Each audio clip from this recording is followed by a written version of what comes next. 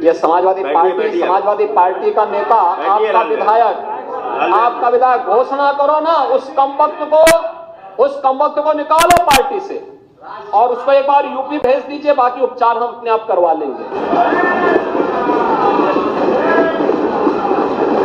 जो व्यक्ति छत्रपति शिवाजी महाराज की परंपरा पर गौरव की अनुभूति करने की बजाय लज्जा महसूस कर रहा हो और औरंगजेब को अपना नायक मान रहा हो, क्या उसको भारत के अंदर रहने का अधिकार होना चाहिए क्या?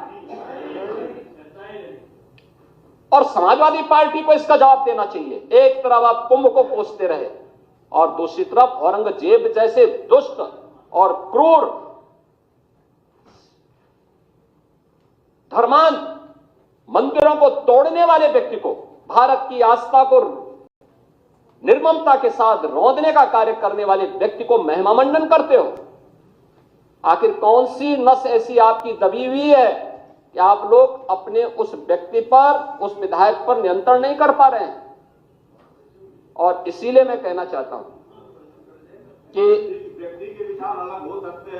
खंडन क्यों नहीं समाजवादी पार्टी खंडन करे इसका। लाल बिहारी सुनिए, समाजवादी पार्टी को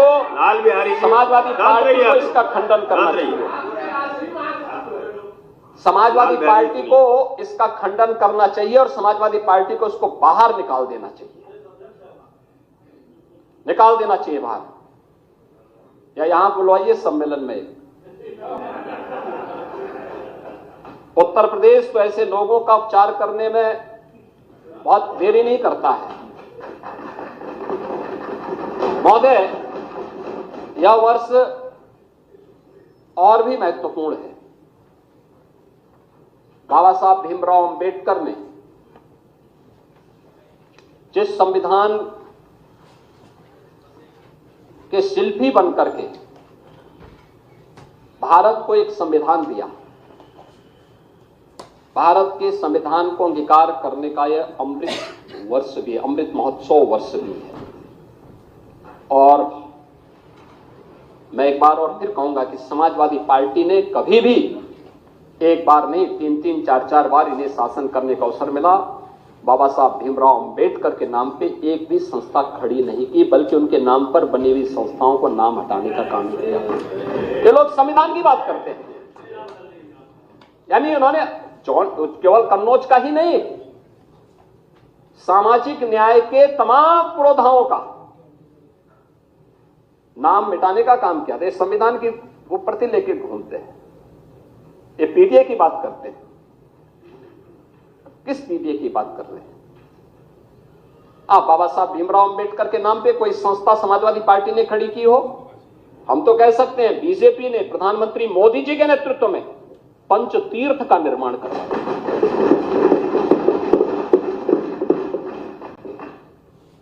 लखनऊ में डबल इंजन की भाजपा की सरकार बाबा साहब भीमराव अंबेडकर का अंतर्राष्ट्रीय स्मारक और सांस्कृतिक केंद्र का निर्माण कर रही है।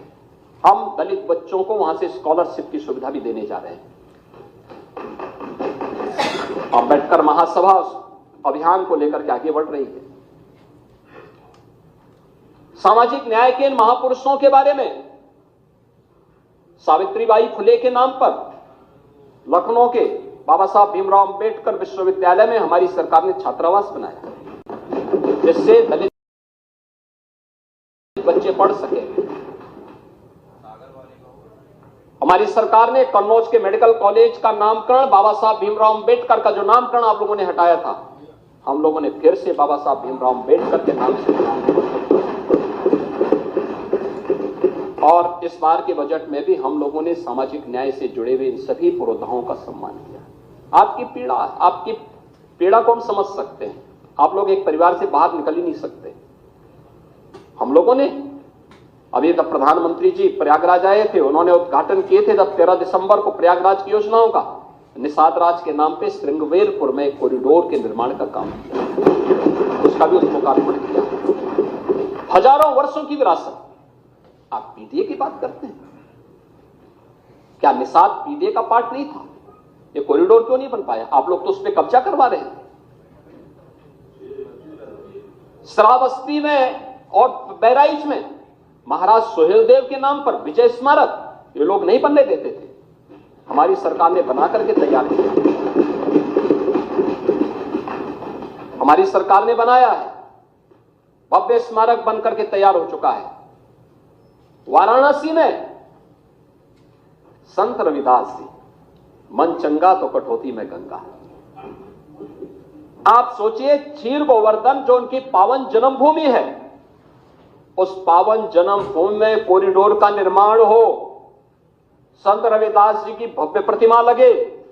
समाजवादी पार्टी ने हमेशा उसमें ब्रेकर खड़े किए, नहीं बनने दिया। और हमारी सरकार है डबल इंजन की सरकार, प्रधानमंत्री मोदी जी के नेतृत्व में आज कितना भव्य स्वरूप क्षीर गोवर्धन। महर्षि वाल्मीकि का लालापुर, उनकी पावन साधना स्थली, दुनिया का सर्वश्रेष्ठ महाकाव्य देने वाले महर्षि वाल्मीकि जैसे त्रिकालदर्शी ऋषि, वहां का सुंदरीकरण का काम में बाधा समाजवादी पार्टी।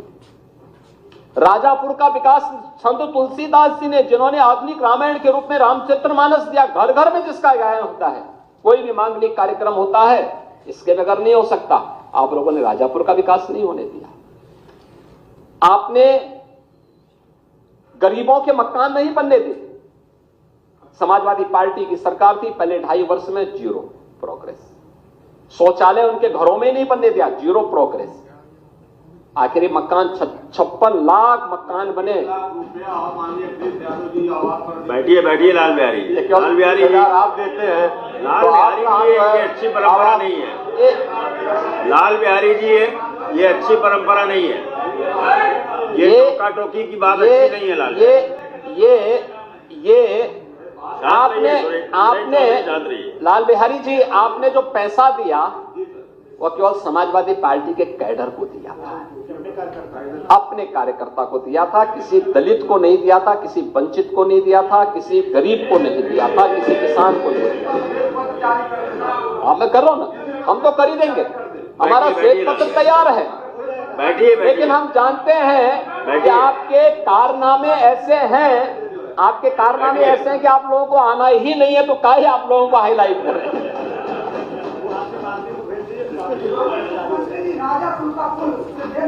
बैठिए बैठिए डॉक्टर मान। अरे राजापुर की बात मत करिए, मैं कह रहा हूँ पर्यटन विकास की दृष्टि से आप बैठिए डॉक्टर मान। अभी हम विकास की चर्चा करने जा रहे हैं महोदय।